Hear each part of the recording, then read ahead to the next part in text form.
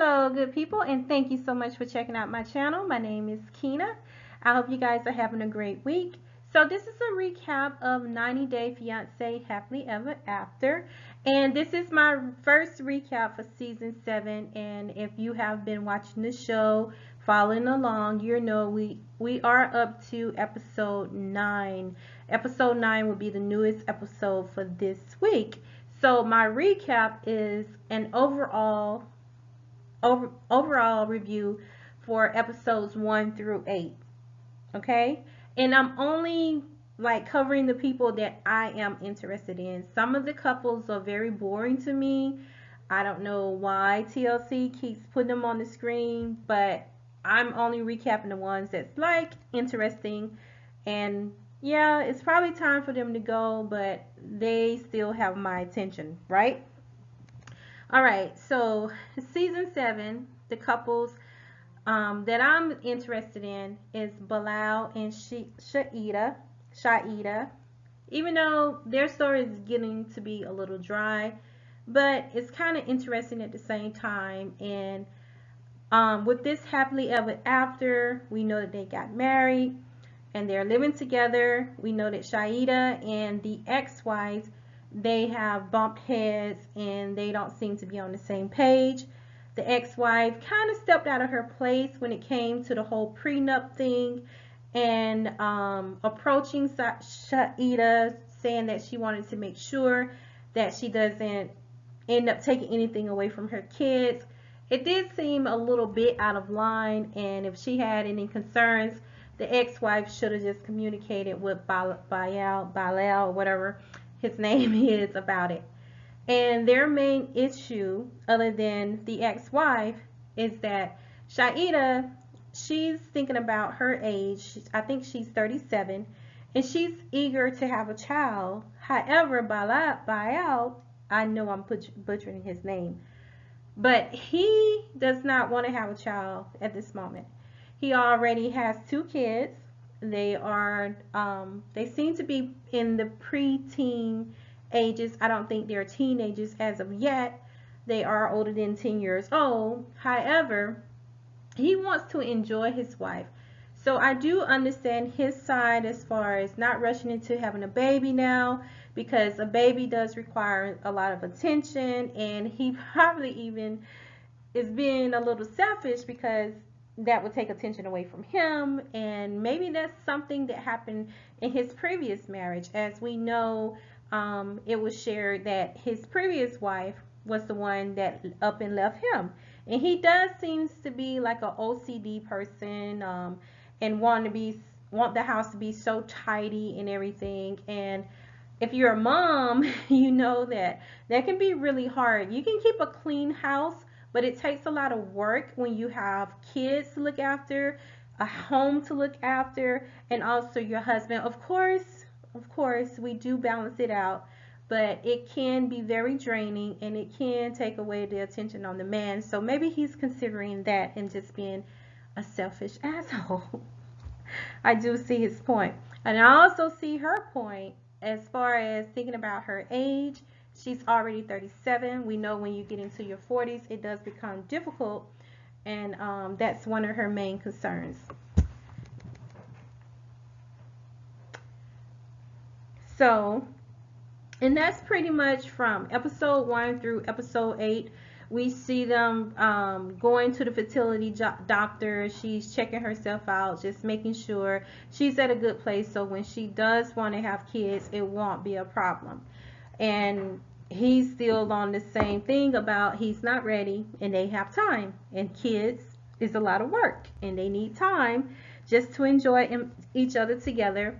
And she even tried to pull in, well, not to try to necessarily get his mom and sister involved, but I guess just to have people to share her point of view with, as far as women that are here with her. Of course, she can always get online with her girlfriends, but she reaches out to his mom and his sister, and they don't necessarily say it, but you can tell they understand her standpoint. However, they're not trying to cross that line as far as trying to tell Bayal anything to do or trying to coerce him to lean more towards her side.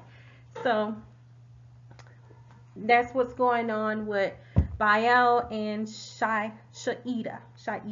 And I will say that she does wear a whole lot of makeup. However, her hijabs and the way that she styles with the colors and things like that, it's always so beautiful, and I love to see that. It's very, very, very cool.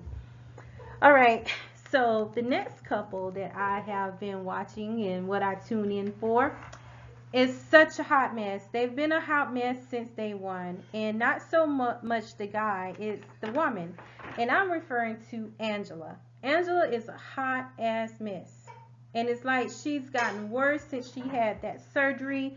And she's lost so much weight. And it's just like, it's typical when most people have those weight loss surgeries, they lose the weight so quick, and then it's like they have a lot of sagging skin, and it's evident that she has that sagging skin. Most times, if you're watching like not 90 Day Fiance, but if you're watching Dr. Now's My 600-Pound Life, most time when those people have the operation, they move forward with also having the skin reductions, the extra skin removed. However, it does not appear that Angela has had that done, and she is like really sagging and just so wrinkly, you know. It's just, I don't know. I feel that she looked better when she had more weight on her, because she was like fuller and less wrinkles. And so and she's still trying to walk around with her arms out, with, you know, just trying to expose skin, but it's like you're also exposing that saggy skin. But hey, I guess she's comfortable in her body. And one of her things is that she's pissed at Michael because Michael, according to her, is not paying her any attention.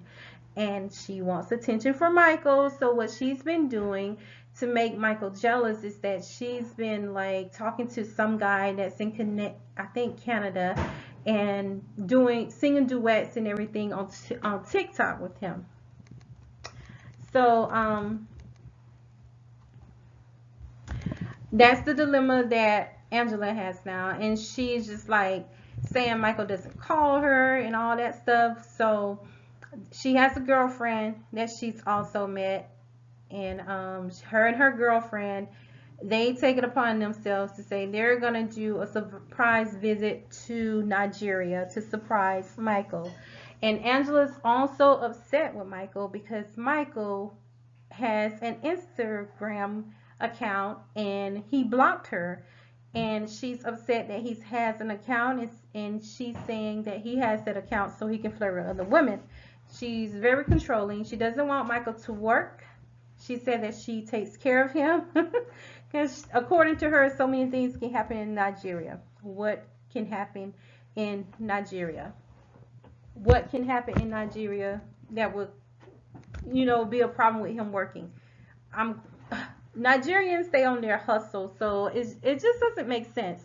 But Michael has taken upon himself to open an Instagram account, and his point is that he would like to be an influencer, you know, to try to make some money off social media. I mean, that's the way the world is going now. Like, everybody's trying to get in where they can fit in to try to make money, and it's like easy money if you can really get an audience and really get things going. So she's being controlling of that, and she's telling him that he needs to delete the account, and he tells her that he will only delete the account if she sends him $5,000.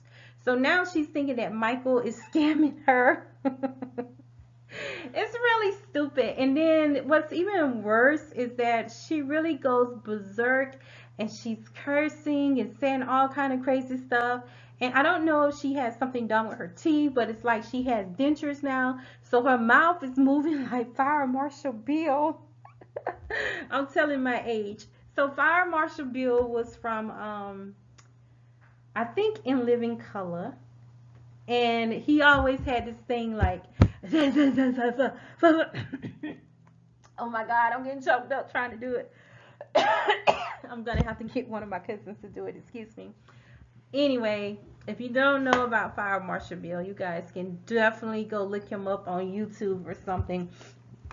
But when Angela's talking, that's exactly who she reminds me of, and that's Fire Marshal Bill. And I don't know if she had like something done with her teeth, or maybe something happened when she had that dramatic weight loss. It's just a hot ass mess. It's a hot ass mess. So she goes over to Nigeria, her and her friend, and they both were smokers. So you know you can catch them doing the chain smoking, all kind of crazy stuff. And they decide to surprise Michael. It's in the middle of the night in Nigeria. Michael's not answering the door. Angela goes berserk and start beating up the car, tearing up the car, saying that damn car belonged to her, all kind of crazy stuff. And I'm like, nobody's gonna call the police on this lady. Then Michael finally comes out, him and some more people, and she's still going crazy. I think she even hits him. It was so horrible. So bottom line is that Angela is a crazy ass woman. I don't even know if I can call her a woman. She's crazy. And she's very emotional and physically abusive to Michael. And if it was the other way around, I'm quite sure Michael would have been locked up. And it would not be cool. It's not even cool for TLC to even be showing this abuse that's going on. It's so ridiculous. And so it gets to the point where she storms out saying that she's going back to America and that she's going to divorce him, you know, because they're already married and they're just waiting on his visa so he can come over to the United States.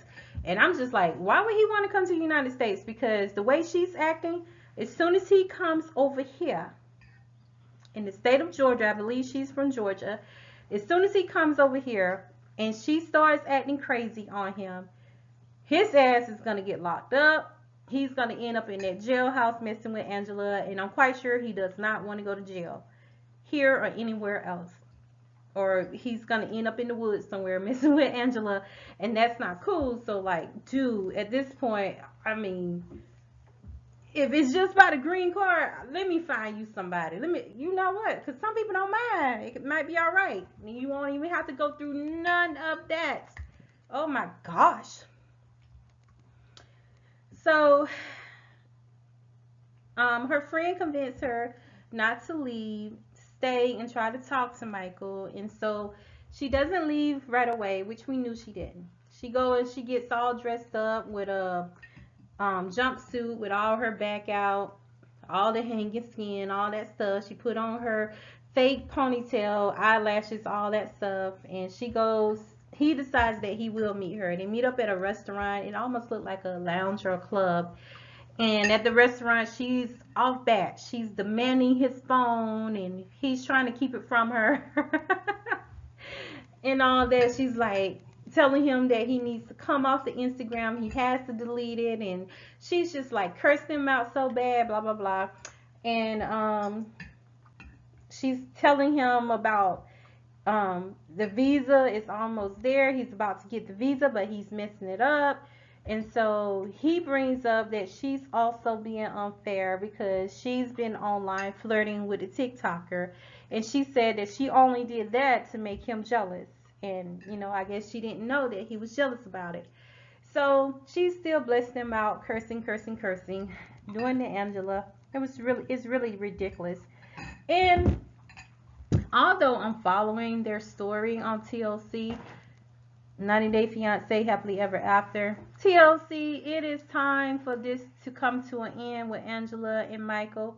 Angela is just acting terrible. I mean, I am an African American, born and raised in America, and she does not represent white, black, brown, any color women of the United States. She's just being a straight fool. She's just acting like a donkey, I guess. I don't know. It's just horrible. Crazy, crazy, crazy. So that's Angela and Michael. Season 7, episode 1 through 8 so far. Just, oh gosh. Like, Angela, please get it together. All right. So the other couple is Usman and Kimberly. So yeah, Kimberly's made it back over to, I want to say they're in Nigeria also, maybe another part. So she's made it to Nigeria with Usman, and the ultimate goal is that he wants to get, he needs to get his mom's blessing to marry Kimberly, because she's moved from from the status of potential to girlfriend, and now she's trying to become a wife of his, and she wants to be the first wife. She does not mind him marrying another woman because she cannot give him kids, and she knows that it's important for him to have kids. So she's okay with being the first woman, first wife, and he could get a second wife, although her and the second wife cannot live in the same house, and she doesn't want any business like that. She's just thinking that they can get married, her and Usman. He can go out, have a baby with someone, and just leave the woman and the baby. Just craziness. So, they have the little different things that they're hanging out over there. They go shopping for the mom a gift. She buys the mom. They're saying it's a cow, but it turns out to be a bull. And then they finally go meet his mom. Well, first Usman goes to see his mom, and she's pretty much telling him not to bring another white woman to her house. She don't care to meet another white woman. And it's not necessarily about it being a white woman, from what I get. It's just that she prefers for Usman to marry someone from their land. I guess their family owns land or something over there, and she wants her son to marry someone there, to have kids from someone there, so they can carry on the family tradition and the family name. So that's all she's concerned about. But Usman, he still brings Kimberly in and to the mom, and they also have the bull outside, and the mom is just like, no, no, no. And Usman's brother, I believe, said that when they find out there's a bull outside, they see it as a bribery, as if Kimberly is trying to bribe them, and they're like another bribe. The first white woman, she brought a sheep or a goat or something like that, and now this one is bringing a bull. And you know, the mom, she's not trying to hear any of that. She pretty much tell them to just get out her face, like get out of her house. But before the mom disses them, Kimberly breaks down in tears, saying that she's not there. That's not a bribe. That's just a gift. And that she really loves Usman. And that she's even okay with him having a second wife. And basically they're saying no, his wife from their country would have to be the first wife. And maybe she could be the second wife. Well, that's what Usman tells her. And Kimberly's like, no, no, no, no. She's not trying to be second anything. Second at all. So her and Usman leaves there, and they're still talking about it, and he's always flirting with her, telling her about the yammy or whatever. Ugh. And so he brings it up to her too about the second wife. I mean, about the other woman being the first wife and Kimberly being the second. And Kimberly's like telling him that that's not going to be her. She's not down for that. And then he was like, okay, well, you know, it's either we get the blessings from my mom or this is not going to happen, and you could just go, because I have plenty of women that's in my DM inbox or something like that, he says. And he was saying, and they're very beautiful women, very beautiful. And it's like he's insinuating that Kimberly is ugly as fuck, you know. And she picks up on that, and she's like, so what are you saying? What are you saying? I'm not beautiful? You saying I'm ugly? And so she storms off, and you know, she has that little pato walk, and she's going on back in the building, and of course she breaks down crying and everything. I think she's a really good person. I think that Usman is a user, and I don't know, some people, it's sad. Some people are really fixated on a particular race. I'll say white. Some people are really fixated on white people being superior, and I think that's the way that Usman is looking at Kimberly, and just like he looked at the previous white woman that he married, and that he's thinking that if he marries someone white and come to the United States, that everything is just going to be so fabulous and glamorous for him. Nah, Not the case. You can come to the United States, beautiful place to live, but you have to work your ass off.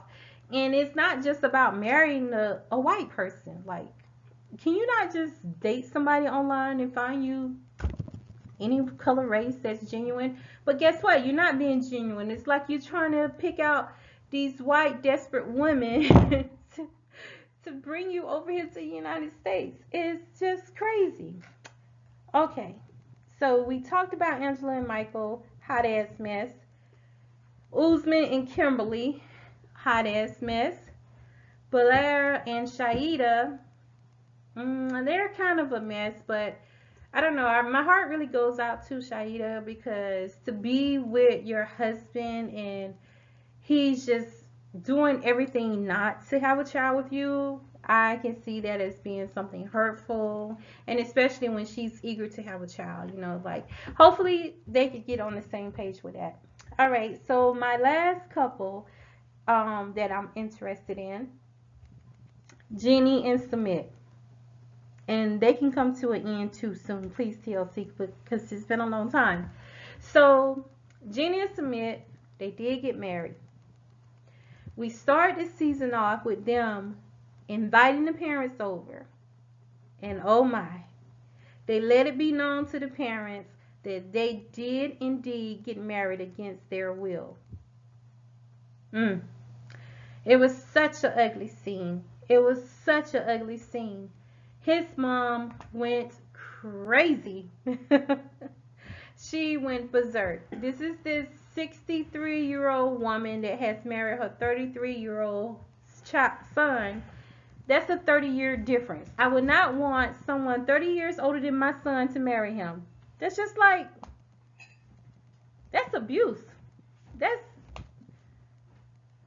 like taking advantage of a kid, man. Come on. I mean, love is love, but it's just, I don't know. It's just like I don't know. It's just, I know people do it the other way around. It's kind of a tough one because love is love, but I can definitely see where the mom is coming from. Like, oh my gosh. All right, son. Don't try to get with nobody 30 years older than you, okay? Oh. Please don't. I can understand the mom. But like they said, love is love. So she is so upset. She's so upset. And she's going off on Submit, saying that Submit is, since birth, he's just been a trouble child for her. And that lady is hurt by this. She is hurt, and she's telling him that he's not part of the family, that he's not even invited to their funeral. I was like, damn, a disinvite to the funeral? What? Where they do that at? India? Okay. So that was something else. And so they end up leaving. Jenny don't care. She ain't studying it. She's like, well, whatever. And then later on, they go on their honeymoon and they're doing different adventure things, zip lining, going to Kama Sutra. And with everything they're doing, you can definitely tell Jenny's age. Like, she has age. She's getting older, which is a blessing.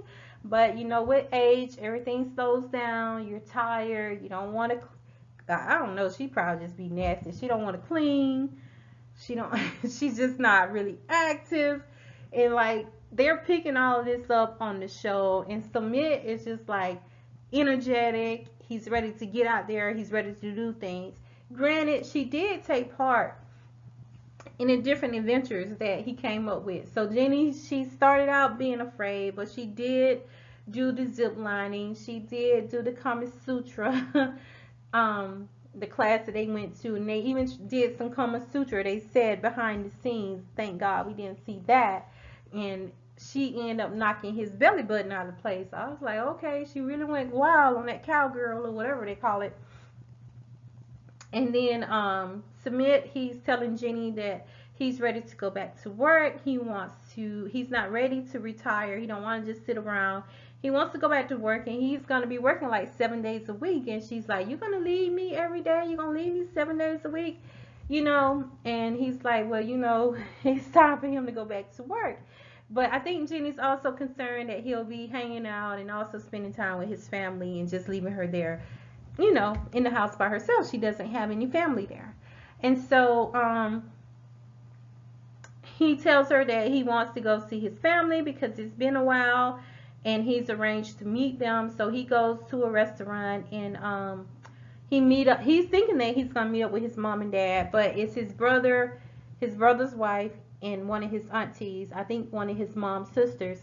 And they basically share with Sumit that the parents are not coming. They refuse to come.